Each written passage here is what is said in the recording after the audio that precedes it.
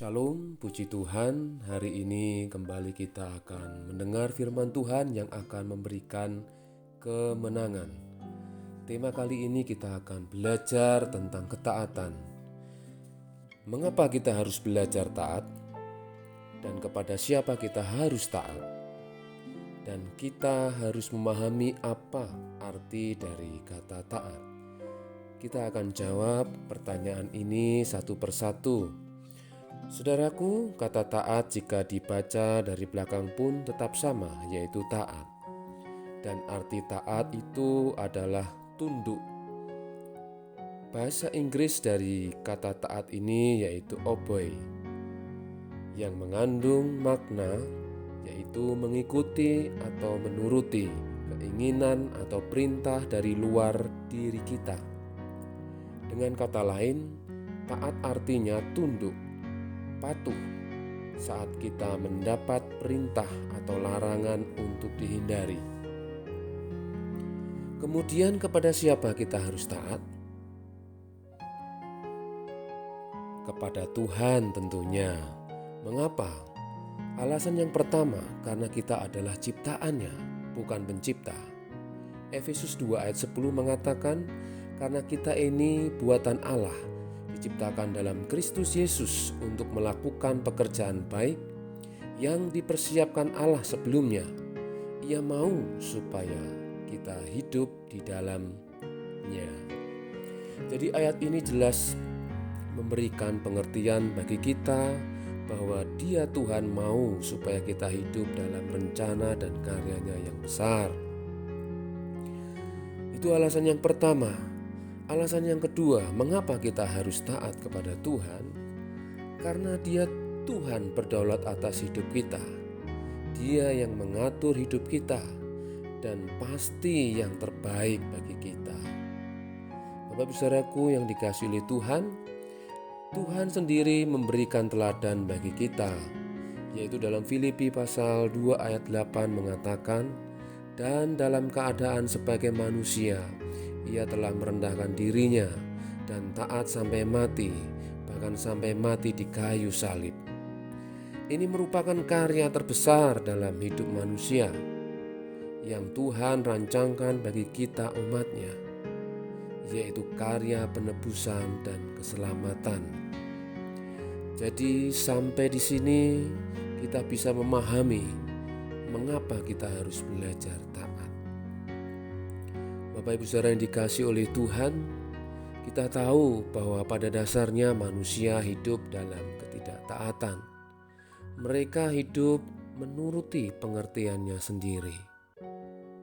Sehingga Amsal 3 ayat 5 mengatakan, percayalah kepada Tuhan dengan segenap hatimu dan jangan bersandar kepada pengertianmu sendiri.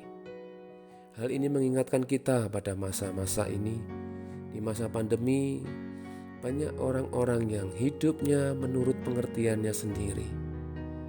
Mereka akhirnya kena celaka. Mereka ada yang kena sakit oleh karena mereka tidak mau belajar taat, yaitu tentang protokol kesehatan. Bapak Ibu saudaraku, di masa pandemi ini secara tidak langsung kita diajar oleh Tuhan untuk belajar taat, mulai dari hal-hal yang sederhana, hal-hal yang sangat kecil, tetapi sangat bermanfaat.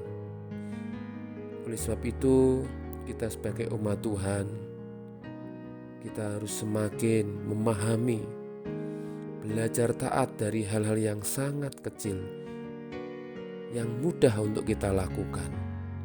Dan jika itu sudah terbiasa, maka itu akan menjadikan mudah untuk kita lakukan. Bapak Ibu saudaraku yang dikasihi oleh Tuhan, mengapa kita harus belajar taat?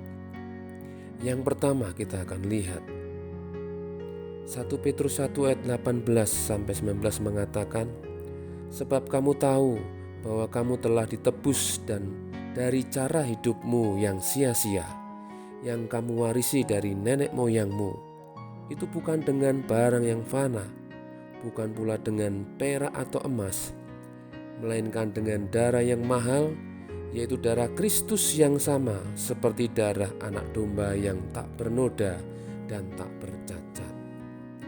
Jadi jelas Bapak Ibu Saudara yang dikasihi oleh Tuhan, mengapa kita harus belajar taat?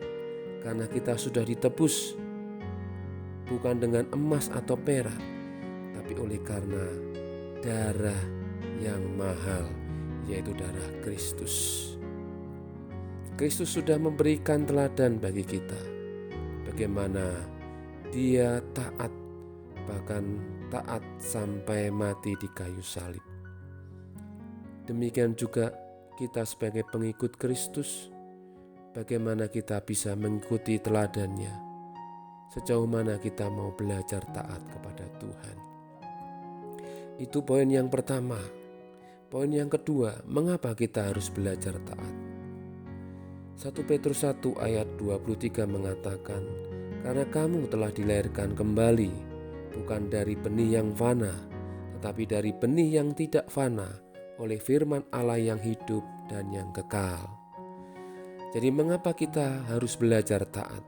Karena kita adalah milik Allah. Karena kita telah dilahirkan bukan dari benih yang fana, tetapi dari benih yang tidak fana, yaitu firman Allah. Jadi dua perkara ini yang menjadi dasar kita mengapa kita harus belajar taat. Yaitu yang pertama, kita sudah ditebus oleh darah yang mahal, darah Kristus yang menyelamatkan, yang menebus dosa kita. Dan yang kedua, karena kita adalah milik Allah, kita kembali kepada Dia karena kita adalah miliknya. Inilah dasar mengapa kita harus belajar taat kepada Tuhan. Bapak Ibu Saudara yang dikasihi oleh Tuhan, memang untuk belajar taat tidaklah mudah. Tanpa kuasa dan kekuatan yang dari Tuhan, kita tidak mampu. Tetapi jika sampai hari ini, jika Tuhan masih memberikan kita kesempatan, berarti kita masih ada kesempatan untuk belajar taat. Mari lakukanlah segala sesuatunya dengan penuh sukacita. Maka kita akan bisa melakukan hal-hal yang sulit karena kita mengandalkan Tuhan. Karena dengan kuasa Tuhan saja, dengan kekuatan yang dari Tuhan saja, maka kita akan bisa belajar hidup dalam ketaatan. Puji nama Tuhan, biarlah renungan singkat ini menjadikan kita kuat di dalam Tuhan dan kita menjadi umat yang berkemenangan. Tuhan Yesus memberkati. Ajar ku mengerti segala rencanamu. Ajar ku berserah